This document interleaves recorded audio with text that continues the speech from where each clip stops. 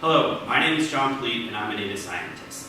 Fake news is a hot topic in our society these days, and I decided to address a small portion of this by looking into if I could distinguish between real news articles and articles written by The Onion. The Onion started out as a newspaper in the late 1980s and now is a popular satirical website that has been known to trick many people. There's even a subreddit dedicated to all the times people are tricked.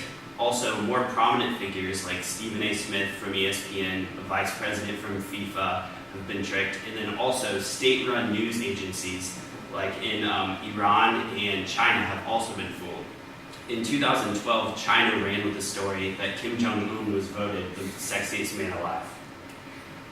Now, the data for this project came from 3 different sources. For Fox News and CNN articles, I gathered them from a data set on Kaggle. For The Onion, I scraped them from the website. Here's an example of an Onion article that I used and my data frame. Also, I have displayed the average word count for each of the articles. That is an issue that I had to address. I quickly wanted to highlight some of the technologies that I used for this project. One of the most important ones was the natural language toolkit, which I used for all of the pre-processing needed to build the vectors and put them into the models. So for my project, I ran 2 different models. The first one was a logistic regression model, and the second one was a naive Bayes classifier.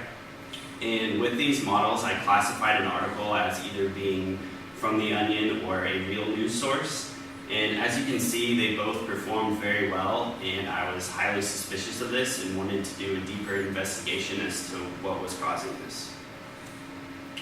So on the right, you can see in red, those are the 10 words that are most associated with it being from a news source, and then the words in blue are the words most associated with being in a satirical article. Some of the words for news include said, Trump, told, Clinton, and include. Words like said and include and told, I believe, are in there because news articles tend to have a lot more quotes than the Onion articles. And then words like reportedly and ad and time are in there because of the sarcastic tone that the Onion tends to have in their articles. A lot of my news articles came from the time of the election, so I was worried that that was causing the news articles to be triggered as news articles in the classifier. So I went ahead and ran the model again with while removing a lot of stop words that had to do with the election, like Trump, Clinton, Republican, Democrat, and among others. And I still got really good results, and the words associated with that model are shown on the left.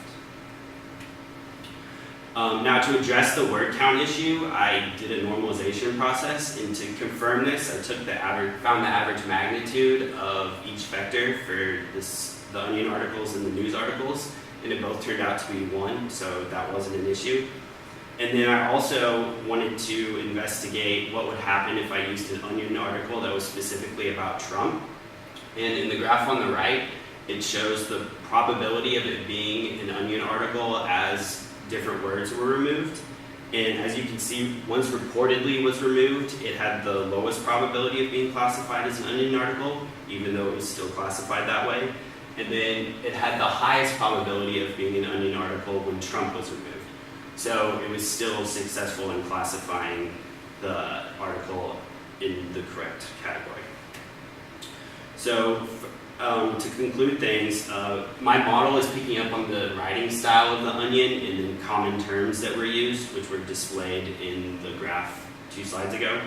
And then I also believe that the Onion has a more local style of writing, where the CNN and Fox News article have a more national style of writing, where they're targeting a national audience. And I believe that's one of the reasons that my model is performing so well. So for future improvements, I want to train the model with local news sources, and then also use different satirical websites to see if I can pick up on a broader set of satire as opposed to just Onion articles. Once again, my name is John Politte, and if you have any questions, feel free to contact me at this email or on LinkedIn. And if you have any more questions about my project, you can look into my GitHub repository here. Thank you.